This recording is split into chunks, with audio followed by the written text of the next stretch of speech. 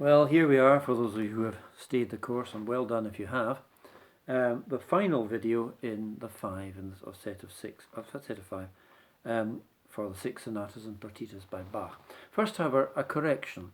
The third partita is not in C major, as I said in the previous video. It's in E major, a very bright key. It's the third sonata that's in C. My bad, as they say nowadays. I've left the second partita to last, and that's because it is the one with the great Chaconne. 256 bars long, around 14 minutes in playing time, and of all the movements in this music, the one which poses the greatest challenge to the player. First, however, we will have a quick look at the other four movements, an allemande, a courante, a sarabande and a gigue, every one of which deserves a proper hearing, fully deserves. You can take that further yourselves. There are plenty of performances on YouTube, but for those who don't know them, here is a very little snatch of the first two, and then a little bit more of 3 and 4. So this is the allemande with which the partita starts.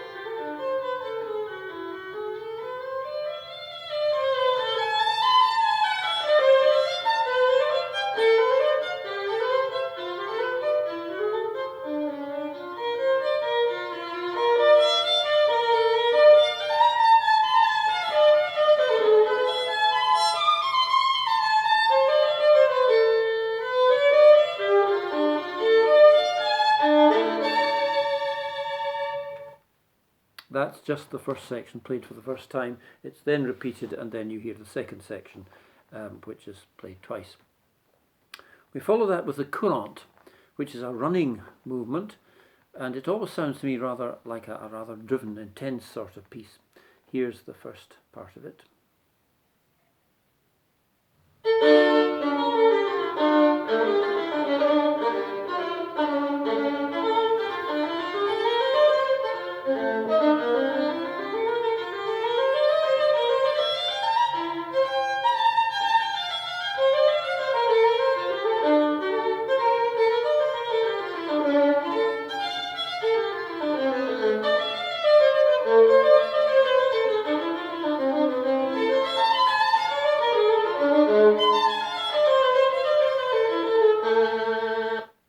And that's again the first section, which is repeated, and then there's a second section which is also repeated. Now I've got technical issues again, I'm afraid. I have to change the CD. Excuse me while I do that.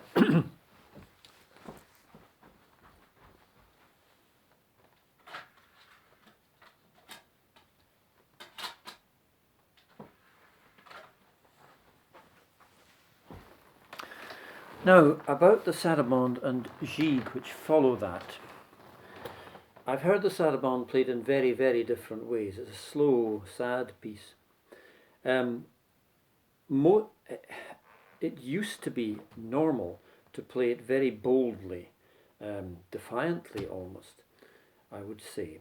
But a few years ago I heard Maxim Vengerov, the Russian violinist, playing it quite differently, strangely as an encore at a big concert after the Tchaikovsky concerto, I think. And he played it in a much more inward way, which I rather liked. Now we're going to hear a player who does that, though it's not actually Maxim Vengerov, and we'll hear the whole of the sarabande. Incidentally, you heard a bit of this in the first video, same player. And then we'll hear the beginning of the gigue, which the player plays very quickly, but only the beginning.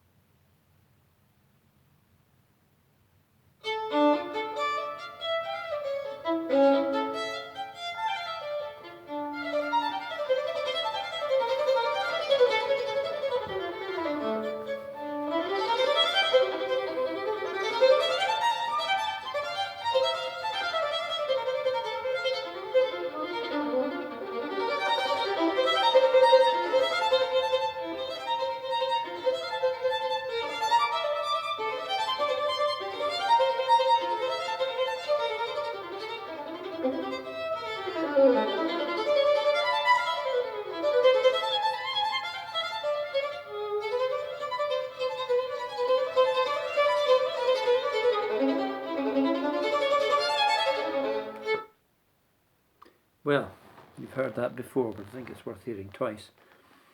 Now I have to change the CD back, and then we'll continue to the last part.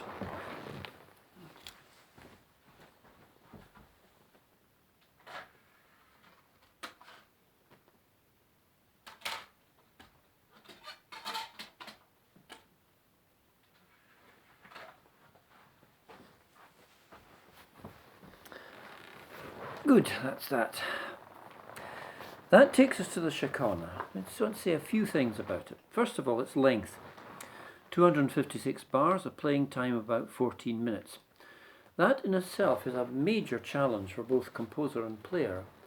And only one player, too, with a small wooden instrument, contending alone with some of the most demanding and profound music that has ever been written.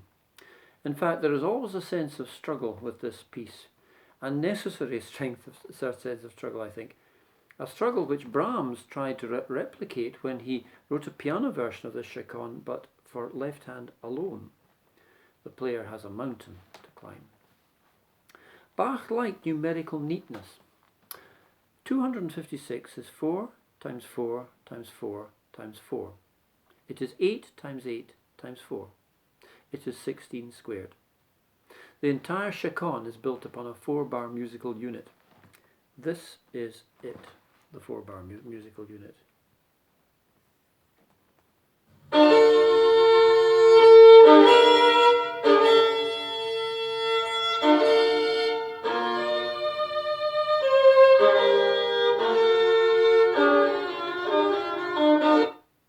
That's it. 14 minutes based on that.